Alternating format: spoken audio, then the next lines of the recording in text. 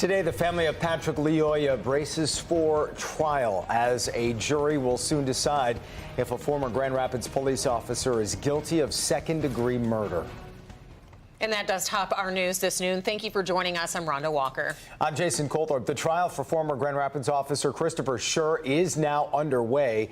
He's charged with second-degree murder in the death of 26-year-old Patrick Lyoya. That was 3 years ago now. And joining us from the newsroom is Jacqueline Francis with more as you've been listening into those opening statements this morning. We got right into opening arguments this morning. The prosecutor calling it murder. He says Patrick Lyoya did not have the intent, ability, or opportunity to kill Officer Christopher Schurr. And because of that, he said Schurr had no right to use lethal force, shooting Patrick in the back of the head. On the other side, the defense fought back, telling the jury this is a case of self-defense. They claim Schurr was scared Patrick was going to get hold of his taser. They say the officer was protecting himself and the greater public.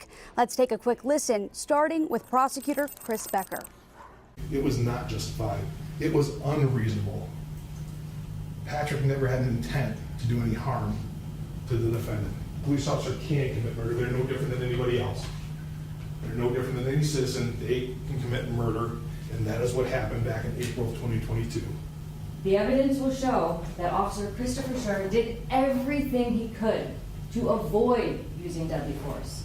When he lost all control, he was forced to make a split-second decision, one he hoped never to have to make.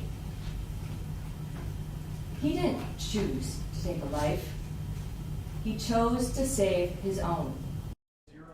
The jury is going to have a lot to consider in this case. The first witnesses also took the stand late this morning, starting with Patrick's close friend, followed by the passenger in Patrick's car that day. Reporting live in the newsroom, Jacqueline Francis, Local 4.